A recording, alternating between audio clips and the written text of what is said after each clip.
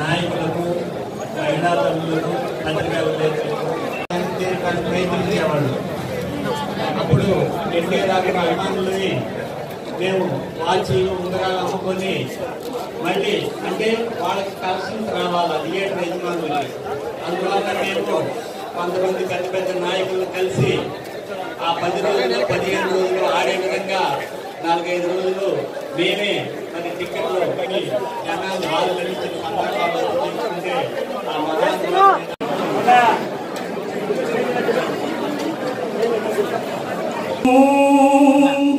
నిశాచర వినాశకరం నమామి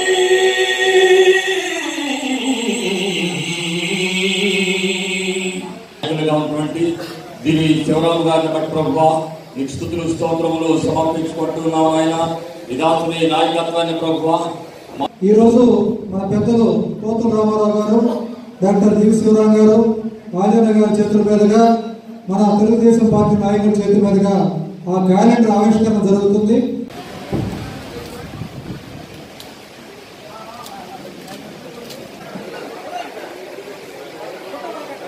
చిన్నప్పుడు ఆయన అభిమానం కాలేజ్ డేస్, స్కూల్ డేస్. సమస్య ఏంటంటే నేను మా అన్న కొట్టుకునేవాడు, నిజంగా కొట్టుకునేవాడు. ఆయనేమో ఏఎన్ఆర్ ఫ్యాను, నేను ఎన్టీఆర్ ఫ్యాను. సరే అది జరిగి తర్వాత మా అదృష్టం ప్రతి ఆయనతో పాటు రాజకీయం కూడా బాగా సమీపంగా కలిసిన అవకాశం వచ్చింది. హయాంలో శాసనసభ్యులుగా చేసినందుకు మేము చాలా గర్వించామన్నమాట.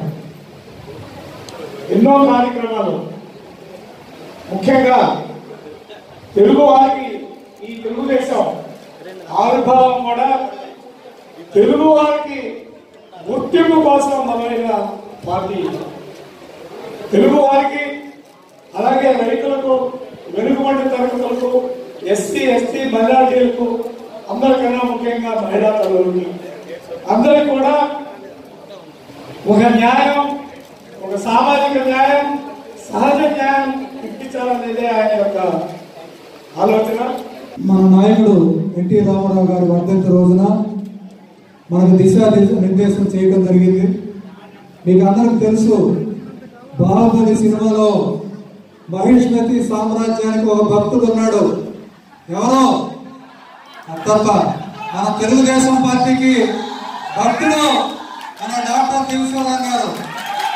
వారి నిజాయితీని మనం కూడా ప్రతి ఒక్కరూ కూడా వారితో పాటు తెలుగుదేశం పార్టీని చంద్రబాబు నాయుడు గారిని ఇక్కడ పోతూరు రామారావు గారికి ఓటేసి తెలుగుదేశం పార్టీ రేపు జరగబోయే ఎలక్షన్ లో 2019లో కందుకూరు తెలుగుదేశం పార్టీ ముద్రపడాలని చెప్పి మీ అందరిని కోరుకుంటూ ఈరోజు మనం అందరం కూడా ఘనంగా ఎన్టీ రామారావు గారికి 23 సంవత్సరాలు, ఈరోజు 23వ సంవత్సరం.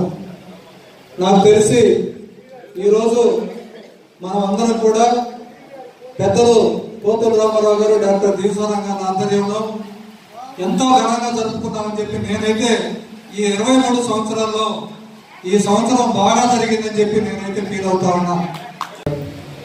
మాజీ ముఖ్యమంత్రి గారు, తెలుగుదేశం పార్టీ వ్యవస్థాపక అధ్యక్షుడు వారికి మా అందరం కూడా ఘనంగా నివాళులు అర్పించాలి. వారు మనకు చూపించినటువంటి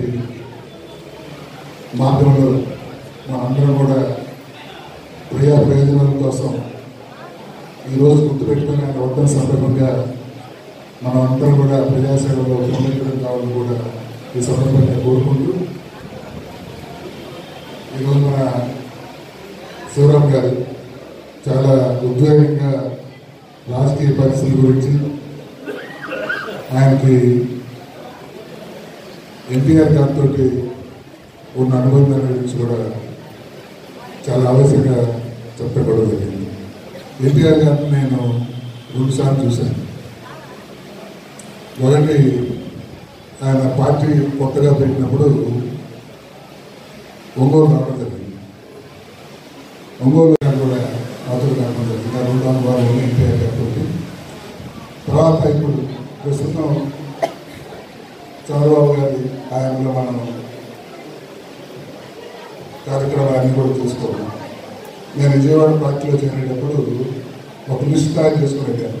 కందుకూరు నియోజకవర్గానికి కావాల్సిన ఏమిటో లిస్ట్ తయారు చేసుకుని నేను మాట్లాడే ముందు ఆయనకి లిస్ట్ ఇచ్చాను. ఇచ్చిన తర్వాత నేను మాట్లాడిన తర్వాత